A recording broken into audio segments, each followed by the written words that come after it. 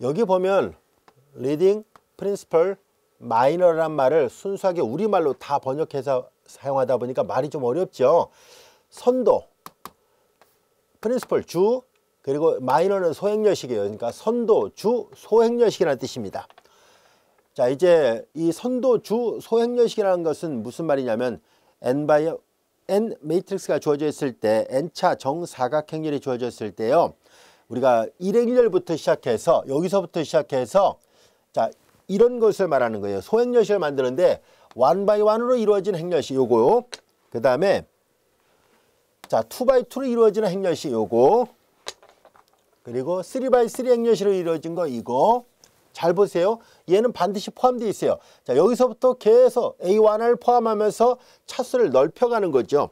자 이렇게 되어 있습니다. 맨 마지막 그러면 이것이 N 바이 N이죠. 자 이렇게 보라색, 주황색, 빨간색, 파란색으로 한 것처럼 항상 얘는 가지고 있어야 돼요. 1 바이 1부터 시작해서 이제 차츰차츰 제 차수를 늘려나가는 이런 형태의 소행렬식을 다 통틀어서 여기 써 있는 것처럼 리딩, 프린시플, 마이너라 얘기를 하고요. 우리말로 선도, 주, 소행렬식이라고 얘기를 합니다. 항상 이렇게 원선을 포함하고 있어야 됩니다. 자 이제 그런 것을 이제 이렇게 첨자를 써서 AK라고 써서 표시했습니다. AK니까 K 차수를 말하는 거예요. K 차수. 여기 A1이면 완원 하나만 있는 거, A2라면 아 여기 2차 정사각행렬을 말하는구나 라고 생각하면 돼요. 그 다음에 이제 여기 A3라면 3차를 말한다라고 생각하면 되고요.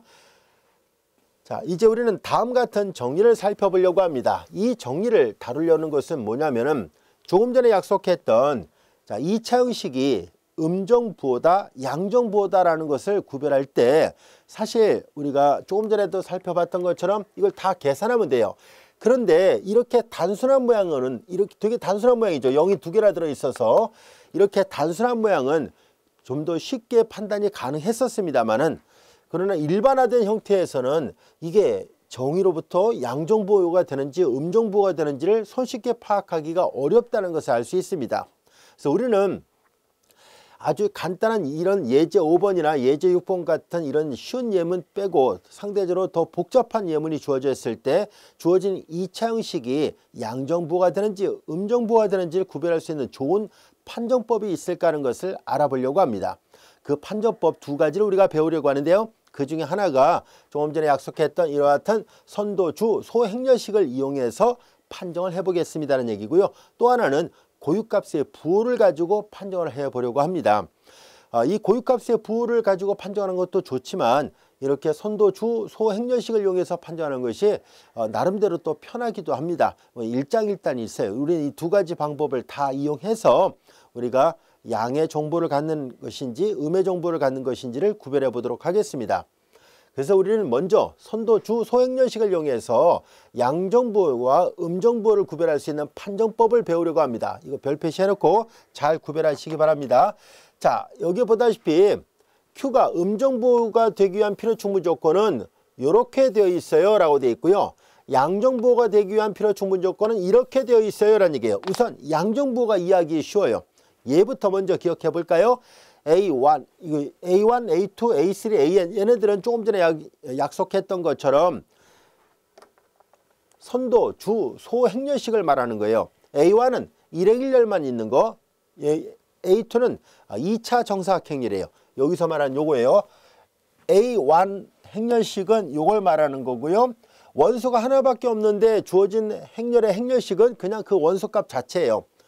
그리고 A2의 행렬식은 바로 여기 주황색으로 표시했던 여기 요거 행렬식을 계산하는 얘기고요. A3 행렬식은 여기 빨간색으로 했던 3차 정사각행렬의 행렬식 구하라는 얘기예요. A는 말 그대로 N차 정사각행렬 행렬식 전체를 다 구해보세요 라는 얘기예요. 자, 양정부호를 갖기 위한 필요충분 조건은 이렇다는 얘기인데요. 자, 여기에서 음정부호를 갖는 거는 부가 번갈아가면서 나옵니다. 양, 양. 여기서 이제 마이너스 N승은 N이 만약에 홀수 차수였다면 마이너스 붙인 것이 양이니까 마이너스 곱하면 AN의 행렬식은 음수란 얘기예요. 그리고 N이 만약에 짝수 차수였다면 뭐 4차식, 6차식 이런 식으로 짝수 차수였다면 이건 플러스 1이니까 맨 마지막에 AN의 행렬식은 양수가 됩니다라는 얘기예요.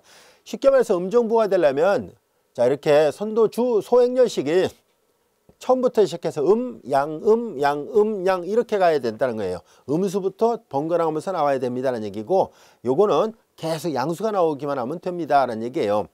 자, 이거는 사실 얼핏 보면 이게 이렇게 되는데 얘가 다 음수가 돼야 되지 않았을까 싶을 텐데 그렇진 않습니다. 이거는 쉽게 이해할 수 있습니다. 우리는 양정부호가 될 필요충분 조건에서 음정부호하고 양정부호는 부호가 반대인 걸 말하잖아요. 자, 그래서 QX가 X 트랜스포즈 AX가 만약에 얘가 양정부호였다라고 가정해 봐요. 양정부호였어요. 다시 말해서 이제 요건 앞에서도 얘기했던 것처럼 행렬 A에 대해서도 그렇게 말할 수 있었죠. 양정부호 형 행렬, 그냥 형을 빼고 그냥 행렬이라고 말해도 됩니다. 양정부호 형 행렬. 자, 그러면 이 Q가 만약에 양정부호라면 이 가운데 껴있는 이 대체 행렬도 양정부호형 행렬이 돼요. 그러면 음정부호라는 얘기는 마이너스가 붙어 있다는 얘기잖아요. 부호가 반대가 되니까. 그래서 음정부호는 이제 마이너스 X 트랜스포즈 AX가 되면은 정부호 행렬, 음정부호를 나타내는 2차 형식이죠. 따라서 여기 마이너스 A는 A가 만약에 양정부호형 행렬이었다면 당연히 마이너스는 음정부호형 행렬이 됩니다. 라는 것을 알 수 있습니다. 자, 마이너스 A가 음정부호형 행렬이 되니까 그러면 이제 양정부호는 이 모든 소행렬식이, 자, 선도, 주, 소행렬식이 전부 다 양수가 된다라는 얘기였었으니까 이 원리를 여기다 적용할 겁니다. 다시 말해서 무슨 말이냐면은 이걸 보세요. 자, A가 만약에 양정부호형 행렬이었을 때 A 대신에 마이너스 A를 대입하면 음정부호형 행렬이 됐죠.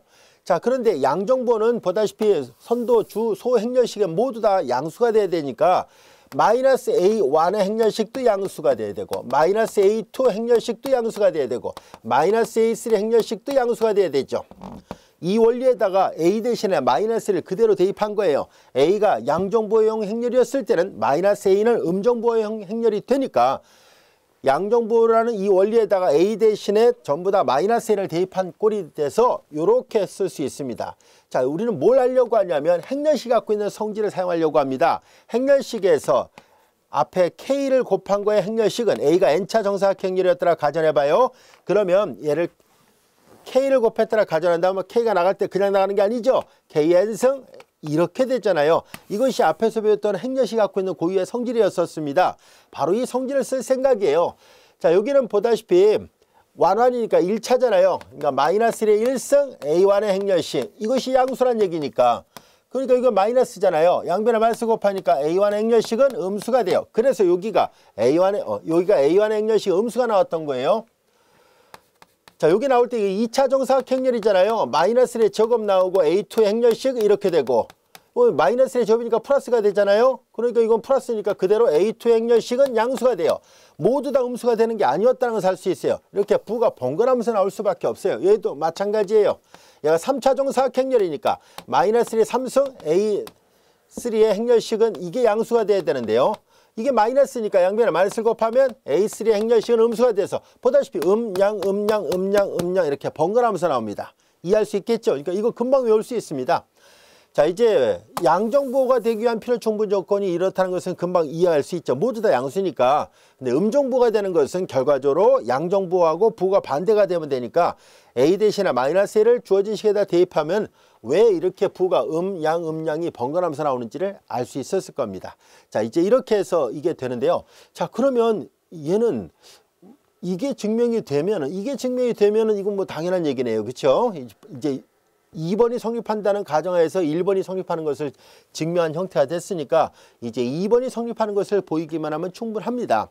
자, 우리는 근데 이건 지금 N차잖아요. N차니까 다루기가 좀 복잡해요. 그래서 우리는 우리 책에 보면은 이 정리 앞부분에 n이 2인 경우와 n이 3인 경우 두 가지 경우에 대해서 저자분들이 설명을 해놓고 이걸 일반화시키면 이렇게 돼요 라고 얘기를 했어요. 자, 우리는 자, 이제 우리 요 식으로부터 우리는 이제 증명할 때 책에는 n이 2일 때와 3일 때 두 개 다 있는데 선생님이 2일 때만 해보겠습니다. 3일 때는 여러분들이 동일하게 적용을 해보시기 바랍니다. 자, 이제 일반성을 잃지 않고 n이 2일 때만 증명을 해보도록 하겠습니다. 자, 이제 일반성을 잃지 않고 수학에서 자주 사용하는 표현 중에 하나가 뭐냐면 규모가 큰 걸 증명할 때 규모가 작은 걸 증명해도 같은 논리를 적용할 수 있다는 논리를 쓸 때 많이 쓰는 표현입니다. 일반성은 잃지 않고 n이 2인 경우에 대하여 증명을 하자라는 얘기예요. 자, 그래서 쿼드라틱 폼을 증명할 때 n이 2일 때를 생각하는 거예요.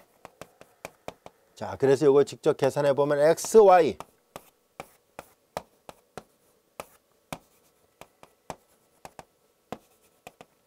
반드시 대체 행렬이어야만 합니다. 자, 이렇게 되어 있습니다. 자, 여기에서 우리는 얘를 쭉 전개를 해 보면은 a11 x1의 제곱 플러스 그리고 a22 x2의 제곱 플러스 2배 a12 xy 와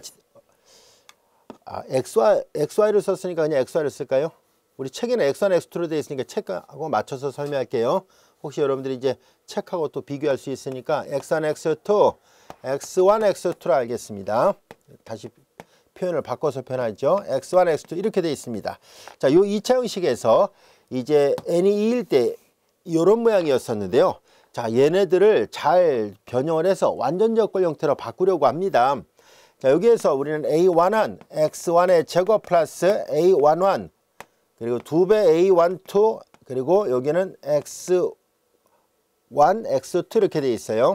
자, 전개하면 a11 x1의 제곱 이렇게 하면 2배 a12 x1 x2 플러스 a22 x2가 된 거죠. x2의 제곱.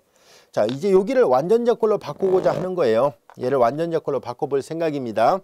자, 그래서 주어진 식은 왼쪽에서 하겠습니다. 자, 이제 이 식을 완전적 걸로 바꿉니다. a11 전체 제곱 그래서 x1 자, 이 부분을 완전적 걸로 바꾸기 위해서 x1의 제곱 전개하면 x1의 제곱 나오죠. 2배 x1이 나왔으니까 a11분의 a12 a11분의 a12 x2 자, 여기까지 만들어 볼까요? 한번 전개를 해 보겠습니다. x1의 제곱이고요. 그 다음에 2배 a11분의 2배 a12 그리고 x1 x2 여기까지 됐습니다. 그리고 이제 여기 없던 값이 들어왔으니까 다시 제곱한 걸 빼야 되죠. 마이너스 a1의 1분의 a12 x2 전체 제곱을 빼야 되는데 a11의 제곱하고 a11 하나 지워지니까 여기는 a11 a12의 제곱 x2의 제곱이 됐습니다. 그리고 항이 하나 더 있었죠. 자, 여기 a22 그리고 x2의 제곱입니다. 자, a11 x1 a11 a12 x2의 전체 제곱이고요. 자, 여기 x2의 제곱 공통항이 있으니까 묶어내 보겠습니다. x2의 제곱 묶어내면은 여기는 a22 마이너스 a11 a12의 제곱이에요. 여기를 다시 통분해서 표시를 해보려고 합니다. a11 x1 플러스 a11 a12 x2의 전체 제곱 플러스 자, 여기를 통분하니까 a11 여기는 a11 a22 마이너스 a12의 제곱 그리고 x2의 제곱이 같이 되죠. 자, 여기에서 잘 볼까요? 지금 이 모양을 보면은 이 분자 부분을 잘 관찰해 보겠습니다. a가 2차 정사각 행렬이라 얘기를 했었으니까 여기 있죠. 자, 요 행렬이잖아요. 이게 행렬 A거든요. 자, 여기에서 모양을 잘 보세요. A11이라는 것, 여기 A11이라는 것은 바로 요걸 말하죠. A11은 앞서 얘기했던 것처럼 이렇게 A1의 행렬식, 선도, 주, 소 행렬식으로 표시할 수 있습니다. 자, 그리고 이거 행렬식을 계산해 볼게요. 자, 행렬식 사르스 방법으로 계산하면 A11 2 마이너스 A12의 제곱 이 분자가 바로 A의 행렬식과 일치한다는 것을 알 수 있습니다. 그래서 이걸 다시 쓰면 이런 모양입니다. 얘는 A1의 행렬식이라는 것을 말하고요. 그 다음에 여기는 전체 제곱, 실수의 제곱이니까 항상 0보다는 크 나왔습니다. A12 X2 아, 이거 당연히 A1은 0이 아니라는 가정하에서요. 왜냐면 이렇게 되면은 분모가 0이 돼서 불능이니까 다룰 수가 없죠. 그래서 A1은 0은 아니었더라 보겠습니다. 자, 이제 그리고 이제 플러스 여기가 A1의 행렬식분의 분자가 여기 분자가 좀 전에 확인해 봤던 것처럼 A의 행렬식이에요. 이렇게 됐습니다. 그리고 x2의 제곱이 같이 됐습니다. 자, 여기도 보다시피 제곱이 있죠. 여기도 전체 제곱이 있습니다. a1은 단 a1의 행렬식은 0이 아니라는 가정하에서요. 자, 요 모양을 잘 관찰을 해보면은 얘네들은 제곱이죠. 빨간색 동그라미 친 이 두 개는 제곱이니까 항상 0보다는 크나 같습니다. 근데 여기에서 이제 우리는 그러면 A1의 행렬식이 음수라고 가정할게요. 그리고 A 행렬식이 양수가 되면 A 경우수를 나눠서 보겠습니다. 이 식에서 경우수를 나눠본다면 A1의 행렬식이 음수가 되고 A의 행렬식이 양수라면, 자, 이거 음수죠? 얘가 음수인데 얘가 양수니까 전체 나눗셈은 음수가 되죠. 그러니까 음수가 돼버렸고요. 나머지는 다 제곱이니까 전체가 음수예요. 그래서 이제 이 쿼드라틱 폼이 음수가 나와요. 그래서 음정부호가 돼요.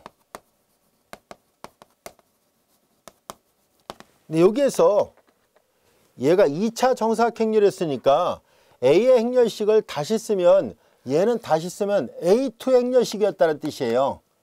그러니까 A1 행렬식, 자, 요거의 행렬식은 음수가 되고 이거의 행렬식은 양수가 되고 두 개밖에 없으니까 더 이상 할 거 없는 거예요.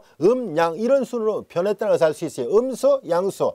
그러면 음정부가 되는 게 맞구나 하는 것을 알 수 있었습니다. 자, 이번에는 두 번째. A1의 행렬식이 양수가 되고 A의 행렬식도 양수가 되면 어떤 일이 벌어지는지 볼까요? 얘가 양수가 되고요. 얘 양수예요. 얘도 양수면 얘도 양수. 얘도 양수. 전체 앞에 계속 양수니까 이 2차 형식은 양수가 돼서 양정부호를 갖는다라는 것을 알게 됐습니다. 여기까지도 이해할 수 있겠죠. 자, 그래서 음정부호, 양정부호는 결과적으로 A의 행렬식이 양수가 되는 경우이고 A1의 행렬식의 부호가 음이냐 양이냐에 따라서 이게 판정이 달라졌다는 것을 알 수 있습니다. 만약에 세 번째 경우를 보겠습니다. A의 행렬식이 음수가 되면 이런 경우에 이제 얘가 음수가 됐을 때요. 얘가 음수가 됐을 때는 그때는 이제 요 A1의 행렬식이 뭐 음수냐 양수냐에 따라서 이게 전체가 이게 음수가 되는 순간에 얘가 음수면 이건 양수가 되지만 얘가 음수가 되죠. 그리고 이건 벡터의 선택에 따라서 값이 얼마가 될지 알 수가 없어요. 얘가 음수가 될 때 얘가 다시 음수가 되면 다시 얘기할게요. 음수면서 얘가 음수가 되면은 여긴 양수고 얘가 음수니까 벡터의 선택에 따라서 달라지고 얘가 음수이면서 얘가 양수가 되면은 얘는 양수일지라도 음수 양수니까 음수가 돼서 역시 벡터의 선택에 따라 값이 달라집니다. 그래서 이렇게 된다면은 이 쿼드라틱 폼은 이 QX는 부호를 정할 수 없다라는 뜻에서 부정부호가 돼요. 부정부호. 부호를 정할 수 없습니다 라는 뜻이에요. 결국은 이제 벡터의 선택에 따라서 값이 달라질 수밖에 없어요. 자, 이제 그래서 이들을 일반화 시켜 놓은 것이 바로 이 정리입니다. 충분히 이해할 수 있겠죠. 어려운 정리는 아닙니다. 앞으로 우리 이걸 많이 활용할 생각이에요. 뒤에 가면서도 계속 쓸 거니까요. 잘 기억해 두세요. 다시 한번 정리해 볼게요. 자, 2차 형식에서 선도, 주, 소행렬식을 하나하나 다 계산했을 때 모두가 다 양수가 나온다면은 양의 정보를 갖는 2차 형식이에요. 그리고 만약에 음수, 양수 순서로 계속 변화가 있었다면은 그때는 음의 정보, 그러니까 양의 정보, 음의 정보 이해할 수 있죠? 어렵지 않습니다. 자, 이제 이때 주의할 점은 이게 다 음수가 돼야만이 음의 정보라고 기억하면 안 돼요. 아까 증명도 했습니다. 다시 정리할게요. 선도, 주, 소행렬식이 모두 양수면 양의 정보, 선도, 주, 소행렬식이 양 순서로 번갈아가면서 나올 때만 그때에 한해서 음의 정보를 갖는다라고 표현합니다. 자, 그래서 n이 2인 경우에 대해서 증명했고요. 책에 n이 3인 경우도 저자분들이 더 증명해놨으니까요. 똑같은 방법이기 때문에 여러분들이 한번 연습 삼아 마저 해보시기 바랍니다. 자, 이제 우리는 예제 7번의 문제를 보겠습니다. 이 2차 형식이 양의 정보인가 또는 음의 정보인가를 판정을 해보세요 라는 얘기예요. 양의 정보, 음의 정보를 조금 전에 예제 5번과 6번을 통해서 아주 간단한 경우라면 직관적으로 금방 파악이 가능했었습니다. 그러나 예제 7번의 문제처럼 이제 얘네들을 X 트랜스포즈 AX 꼴로 다시 바꿔서 볼게요. X1의 제곱합의 개수니까 1행렬의 원소가 3이고 2행렬의 원소가 2가 되고 3행 3렬의 원소가 2라는 얘기예요. 그리고 1, 2만 있다는 얘기죠. 1행 2열만 있어요. 이게 1, 1 나머지가 없다는 얘기네요. 여기는 원래 1, 3, 2, 3인데 1, 3, 2, 3 항이 없잖아요. 그래서 이렇게 돼 있습니다. 자, 이 모양을 잘 보면은 이것만 갖고는 직관적으로 금방 양의 정보인지 음의 정보인지를 알 수가 없어요. 자, 그래서 우리는 선도, 주, 소행렬식을 하나하나 다 계산해 보겠습니다. A1의 행렬식을 계산하니까 요 3 그대로예요. 자, 그 다음에 이제 A2의 행렬식을 계산합니다. 빨간색으로 해볼까요? 자, 요거예요. A2의 행렬식을 계산합니다. A2 행렬식은 3, 1, 1, 2 사라스 방법으로 계산하죠. 이거 사라스 방법으로 계산하니까 6 마이너스니까 5 양수가 나왔습니다. 이것도 양수, 이것도 양수예요. 자, 그리고 이제 요거 얘를 또 계산합니다. A3의 행렬식을 계산하죠. 자, 3, 1, 0, 1, 2, 0, 0, 0, 2의 행렬식을 계산합니다. 자, 이제 사라스 방법으로 그냥 직접 계산해 보도록 할게요. 2는 4, 3, 12가 되고 요건 0, 요거 0, 요거 0, 마이너스 2가 됐고요. 이것도 0이 나오네요. 그래서 10 양수잖아요. 자, 이제 확인해 보니까 모든 선도, 주, 소행렬식의 부호가 다 양수예요. 그러면 앞서 약속했던 우리가 증명도 했잖아요. 이 성질에 의해서 우리는 이 2차 형식은 양의 정보를 갖는 2차 형식이 맞다는 것을 알 수 있습니다. 자, 이렇게 선도, 주, 소행렬식의 부호를 가지고 파악하는 문제이기 때문에 우리 훨씬 더 빠르게 이걸 해결할 수 있습니다. 이제 또 한 가지 방법은 고유값의 부호를 가지고 판정하는 것인데요. 자, 다음 같은 정리를 살펴보도록 하겠습니다. 이 정리도 별 표시해 놓을까요? 자, 이제 행렬 A가 n차 대체 행렬일 때 2차 형식의 양의 정보를 일 필요 충분 조건은 모든 고유군들이 다 양수값을 갖는 것입니다라는 얘기예요. 이 명제가 성립하는 것을 증명하겠습니다. 양의 정보라면 고유값이 양수라는 얘기예요. 만약에 음의 정보예요? 그럼 고유값들은 다 음수예요. 양의 정보를 갖는다? 고유값들이 모두 플러스, 음의 정보를 갖는다? 고유값들이 모두 마이너스고요. 그럼 부정보는 어떻게 판단합니까? 하면은 고유값이 하나가 양수고 하나가 음수인 경우 이렇게 나올 때를 말합니다. 양과 음이 혼합되었을 때, 그럴 때 부정보를 갖는다라고 얘기를 합니다. 자, 다시 한번 얘기를 할게요. 음정보는 고유값이 모두 부호가 음수인 경우, 양정보는 곧 증명하겠습니다만 고유값들이 모두 양수인 경우, 부정보는 고유값이 양도 있고 음도 있는 혼합되어 있는 경우를 말합니다. 자, 이제 정리 17, 4, 2번을 증명을 해보도록 할게요. 자, 필요 충분 조건이라 얘기를 했었으니까 자, 이제 얘가 양수일 때 고유값이 양수라는 것을 보이도록 하죠. X 트랜스포즈 AX가 양정부호예요.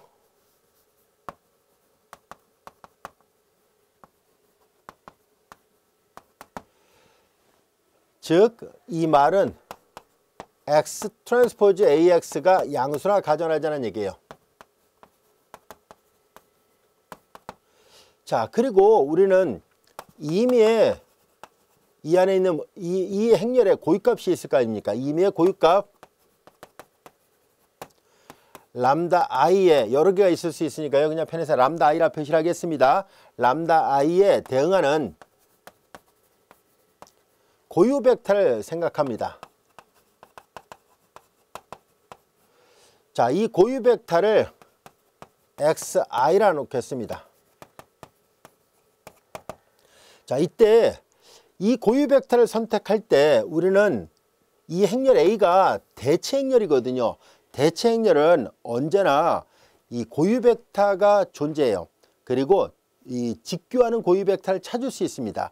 정규, 즉 단위 벡터화 시키는 것도 가능합니다. 그래서 여기다가 좀 더 구체적으로 정규, 직교, 고유 벡터라는 말을 좀 더 부연 설명하죠. 정규란 말은 유니트, 단위 벡터라는 얘기고요. 직교, 그 각각의 고유 벡터의 내적이 0이 나와서 서로 직교한다는 뜻이에요. 자, 그래서 정규, 직교, 고유 벡터를 xi에 대한 정규, 직교, 고유 벡터를 xi라 하자는 얘기입니다. 자, 이제 이렇게 놨습니다. 자, 그러면 이 고유 벡터와 고유값이란 말로부터 따라서 a xi는 이퀄 람다 i의 xi란 얘기잖아요. 자, 이와 같이 돼요. 자, 우리는 이걸 이용해서 고유값이 양이라는 걸 보일 생각이라서 이 식의 양변의 왼쪽에다가 xi의 트랜스포즈를 곱해 보겠습니다. xi의 트랜스포즈를 왼쪽에다 곱해요. xi의 트랜스포즈 람다 i xi가 되고요. 자, 벡터와 벡터의 중간에 있는 스칼라는 바깥으로 나갈 수 있어요. 람다 i의 xi의 트랜스포즈 xi가 되는데요. 자, 이거는 여러분들이 잘 알다시피 x가 열 벡터로 되어 있을 때 x 트랜스포즈는 이렇게 행 벡터가 되고요. 행열 계산하면 이거 스칼라예요. 스칼라. 그런데 얘가 직교하는 고유 벡터라 얘기를 했습니다. 직교하는 고유 벡터니까 자연스럽게 얘네들은 서로 이게 다른 것들은 전부 다 제로가 되고 같은 것끼리만 단위 벡터가 돼요. 그러니까 xi 트랜스포즈 xi는 요거는 자기 자신끼리 내적을 한 꼴이에요. 한 번 더 쓸게요. xi의 놈의 제곱입니다. 단위 벡터란 말을 써놨잖아요. 정규란 말을 붙여놨으니까 그 크기가 1이에요. 그래서 람다 i만 나와요. 자, 그런데 여기에서 볼까요? 문제에서 x 트랜스포즈 ax가 무조건 양수라 얘기를 했었잖아요. 그러면 당연히 정규, 직규, 고유 벡터에 대해서도 이 문제의 가정으로부터 이거 양수가 돼야 돼요. 그러니까 이거 다 등호예요. 이게 양수라는 얘기니까 이렇다라는 것을 알 수 있어요. 여기서 임이라고 말했잖아요. 고유값 람다는 임의 고유값입니다. 다시 말해서 모든 고유값이 다 양수였다는 것을 알 수 있네요. 그래서 양정부호가 된다면 모든 고유군들이 양의 값을 갖는다? 맞다는 것을 알게 됐습니다. 자, 이제 P이면 Q이다가 증명이 됐습니다. 이제 역으로 Q이면 P이다도 증명하려고 합니다. 이제 역으로 모든 고유값이 다 양수라고 가정하겠습니다. 이제 이렇게 가는 걸 증명했었으니까 거꾸로 이제 모든 람다 i가 양수라고 가정하겠습니다. 우리가 보이려고 하는 것은 요 2차 형식이 양수라는 것을 보일 생각입니다. 자, 이제 그런데 a가 대체행렬이기 때문에 a가 대체행렬이므로 앞서도 얘기했었죠. 얘는 반드시 고유 벡터를 갖게 돼요. 이 대체행렬은 언제나 대각화 가능합니다. 그래서 얘가 대칭 행렬이기 때문에 그래서 우리는 A에 대응하는 그러니까 고유 벡터가 있는데요. 대칭 행렬이므로 서로 수직이 되는 여기서 얘기한 것처럼 정규 직교 고유 벡터들이 존재합니다. 자, 그것을 x1, x2, xn이라고 하겠습니다.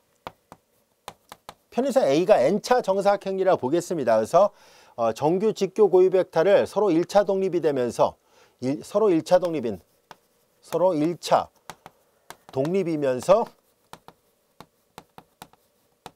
독립이며 정규 직교 독립인 이렇게 말을 이어서 씁시다. 서로 1차 독립인 정규 직교 고유 벡터 이것이 존재합니다. 따라서 얘네들을 모아놓은 것은 하나의 기저가 됩니다. Rn 공간의 기저가 돼요. 이들은 Rn의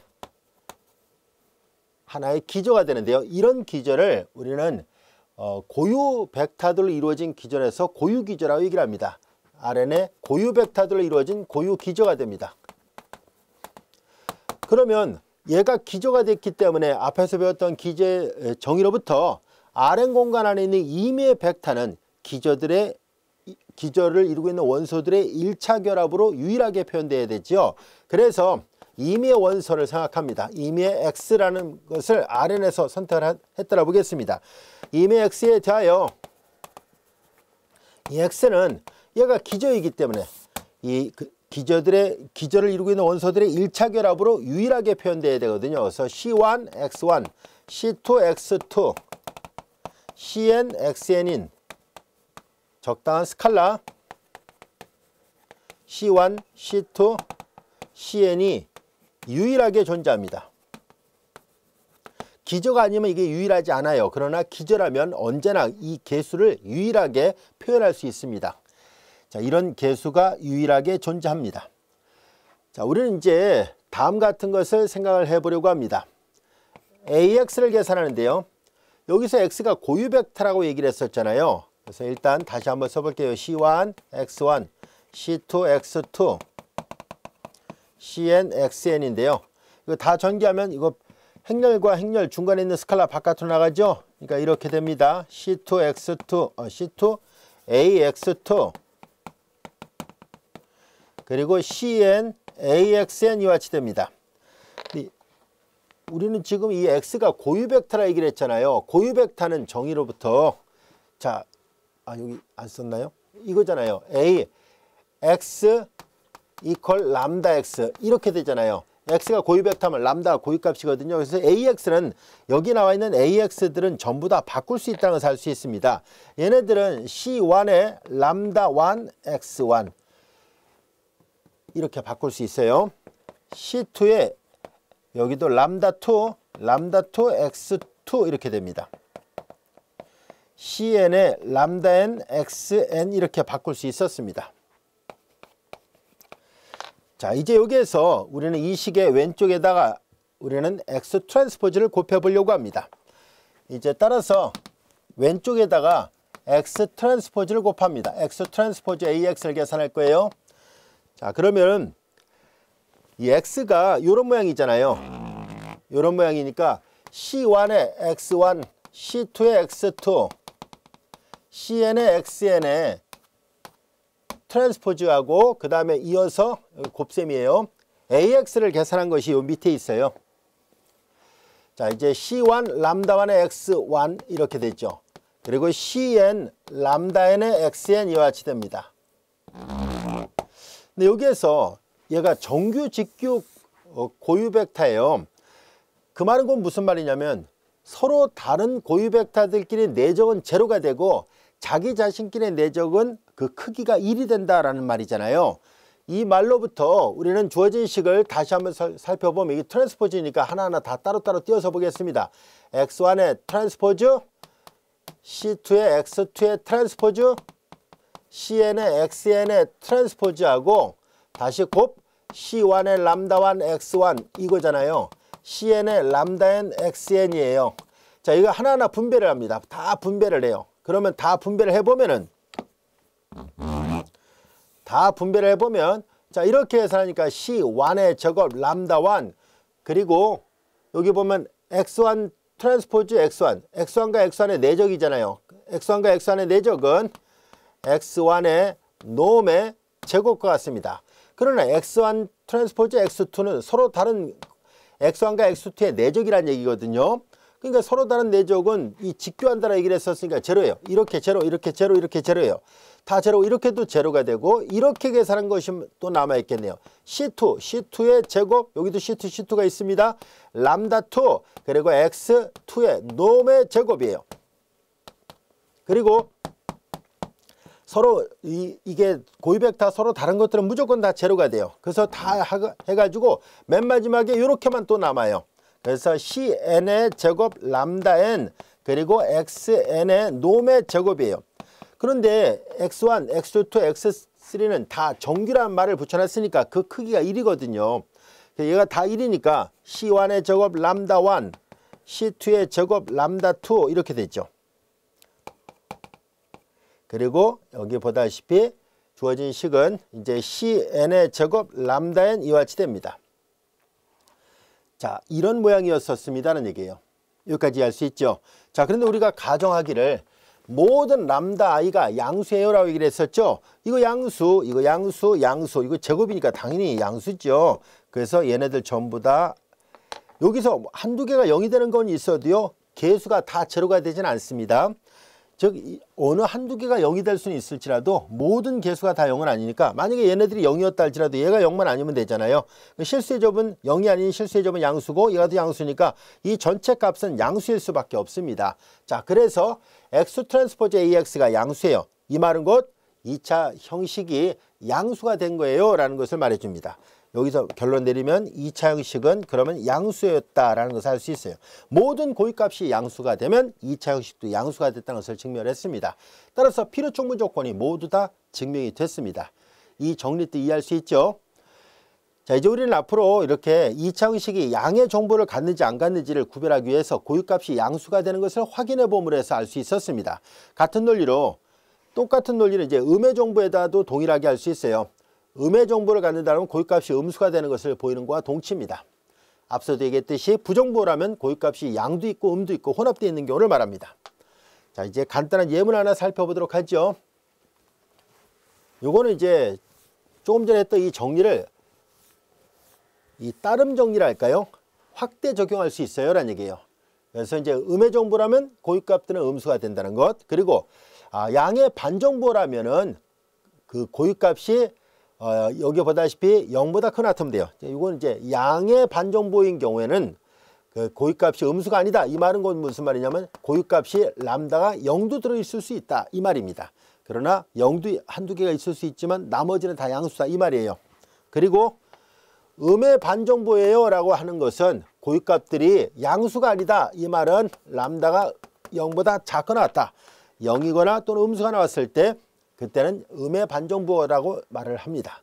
부정보는 이제 보다시피 양수가 되는 것도 있고 음수가 되는 것도 혼합되어 있다. 이 말이에요. 이해할 수 있죠?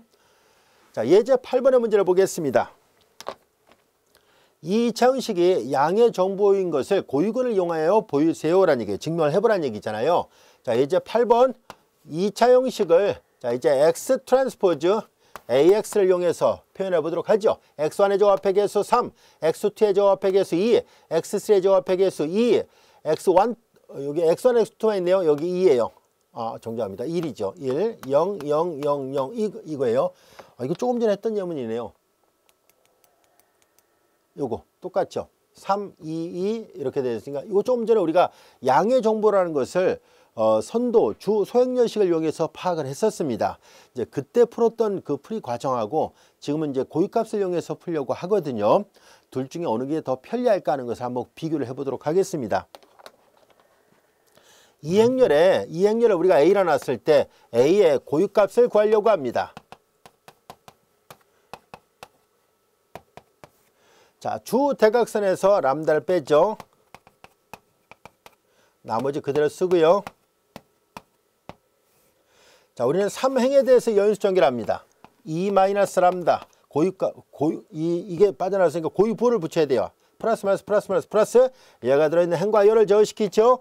3 마이너스 람다 1 1 2 마이너스 람다 이와 같이 됐습니다. 이제 사라스 방법을 이용해서 이 방정식의 해를 구해보려고 합니다. 우리가 기대하는 것은 이 방정식의 해가 모두 양수가 나오는지를 확인해 볼 생각이에요. 자, 이제 사라스 방법으로 계산하니까 3 마이너스 람다와 2 마이너스 람다 마이너스 1이 같이 됐습니다. 2 마이너스 람다 있고요. 람다의 제곱 마이너스 3 마이너스니까 마이너스 5 람다 6에서 1을 빼니까 플러스 5이 같이 됐습니다. 자, 이제 두 개 곱해서 0이니까 앞이 0이거나 또는 뒤가 0이면 돼요. 람다 2가 되거나 또는 람다의 제곱 마이너스 5 람다 플러스 5가 0이기만 하면 됩니다. 자, 요 방정식은 근행호시에다 풀어볼까요? 자, 2a분의 마이너스 b 플러스 마이너스 루트 b 제곱 마이너스 4ac예요. 4, 5, 22와 같이 됐습니다. 2분의 5 플러스 마이너스 여기 루트 5가 되는군요. 그럼 이건 모두 다 양수죠. 왜냐하면 2분의 5 더하기 루트 5도 양수고 2분의 5 마이너스 루트 5도 양수예요. 5가 루트 5보다 훨씬 더 크잖아요. 그래서 모든 고유값이 다 양수였었으니까 모든 고유값이 양수이므로 얘는 양의 정보예요. 양정보다라는 것을 알 수 있습니다. 자, 이거 볼까요? 조금 전에 풀었던 예제 7번은 그냥 이렇게 구했잖아요. 이렇게 행렬식을 차례대로 계산해서 빠르게 부호를 갖고 판단했었는데 지금은 고유값을 풀다 보니까 2차 방정식의 근행호식까지도 계산했는데요. 규모가 커지면 커질수록 사실상 이쪽으로 푸는 것이 매우 어려워진다는 것을 알 수 있어요. 왜냐하면 일반적으로 고차 방정식은 항상 쉽게 구해지는 것은 아니잖아요. 아주 특별한 경우 빼놓고는. 그래서 여러분들이 비교를 해보면 알 수 있듯이 이 방법도 좋은 방법인데요. 규모가 작을 때 되게 좋아요.